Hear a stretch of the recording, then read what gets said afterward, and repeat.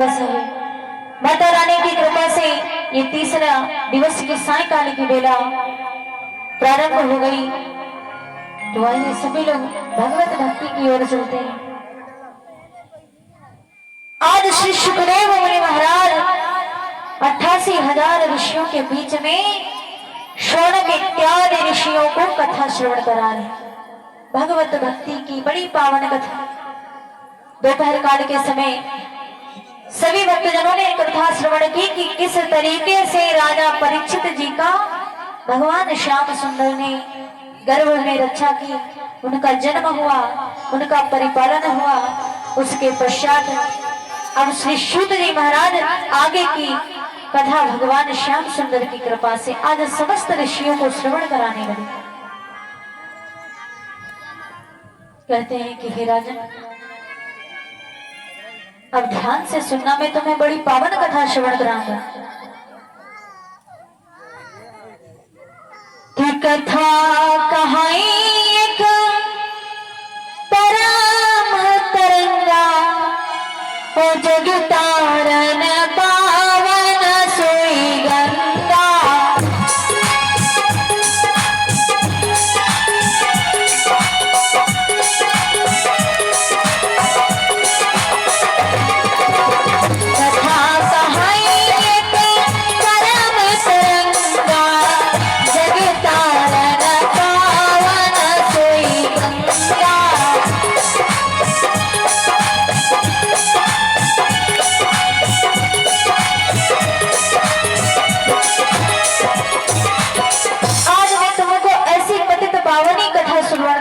जिस तरीके से पतितों का पतित पावनी गंगा में यदि स्नान कर ले व्यक्ति तो उसका कल्याण हो जाता है, उसी तरीके से ये श्रीमद् भागवत कथा,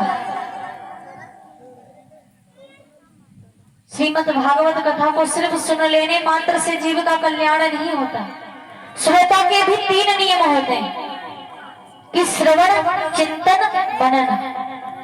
श्रवण अर्थात सुनना और चिंतन उस बारे में मन में विचार करना कि हमें भगवान ने इस धरती पर हमें क्या करने के लिए भेजा था और हम क्या कर रहे हैं। उसके बाद मन में विचार करना कि हमें किस पथ पर चलना। तो श्रोता के 3 नियम होते हैं। वेद व्यास जी महाराज जी ने जब श्री सुखदेव मुनि महाराज को कथा श्रवण कराई तो कहते हैं कि हे पुत्र, हे शिष्य, इस श्रोताओं के श्रोता भी कई तरीके की होते हैं। कहते हैं कि श्रोता सब एक नहीं, कुछ सोते और सरोते हैं, और कुछ लोग इसलिए आते हैं देखे पंडित जी कैसे। यहाँ सब कथा सुनने वाले नहीं बैठे, कुछ लोग तो श्रोता, सरोता और सोता 3 प्रकार के कथा सुनने वाले होते हैं। श्रोता वो होता है जो कथा सुनता है, ध्यान रखता है, उसका चिंतन करता है, मनन करता है, वो सच्चे श्रोता होते हैं। उनको इस भगवत भक्ति का बड़ा महत्व मिलता है। और श्रोता कौन से होते हैं? जो इधर से सुनी और इधर से निकाल दी। और श्रोता आए, तनिक देर सुनी और सोई गई। 3 प्रकार के श्रोता होते हैं। वो सब कथा ही सुनने नहीं आते, सब तो खाली देखने आते हैं कि झांकी होगी। कुछ लोग तो प्रसाद लेने के वक्त आते हैं दिन में कि चलो प्रसाद लेकर आ जाएंगे, और कुछ लोग झांकी के वक्त आते हैं कि झांकी होए तब है चलाएंगे।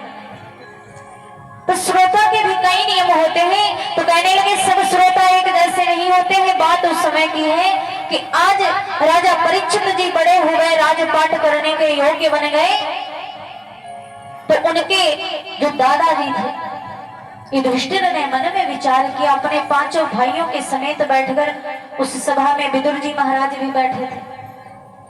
कहने लगे कि हे भाइयों,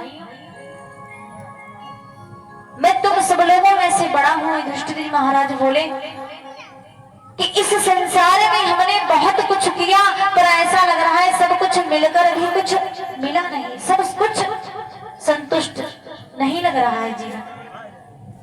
विदुर जी महाराज बैठे थे तो कहने लगे कि घर परिवार में किसी व्यक्ति को सुख नहीं मिलता। यदि सच्चे सुख की प्राप्ति करना चाहते हो तो अपने इस राजपाट को छोड़कर वन की ओर प्रस्थान करते।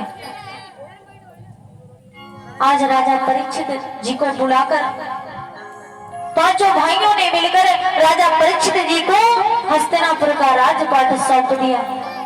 और जब हस्तिनापुर का राजपाट सौंपते हैं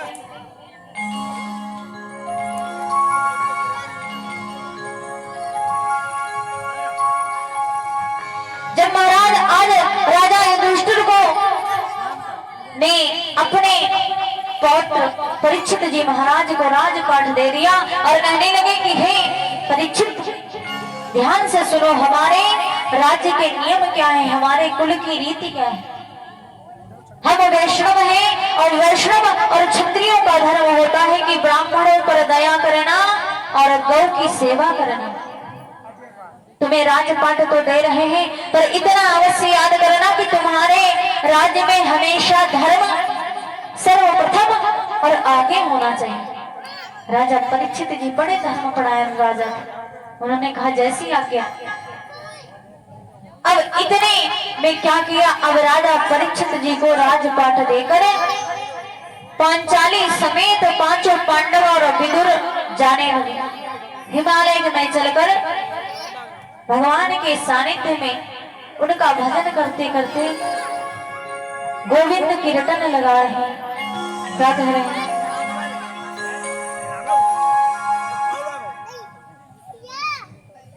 कि श्री कृष्ण गोपालम नंदलालम, श्री कृष्ण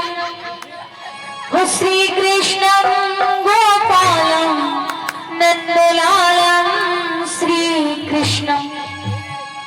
हे कृष्ण, आज तक तुमने जहां तक मेरा साथ दिया हर कदम पर, और आज इस अंतिम यात्रा में भी हमारा साथ देना। और इधर राजा परीक्षित जी राज्य करने लगे। कहने लगे हे श्याम कि मुझे अपने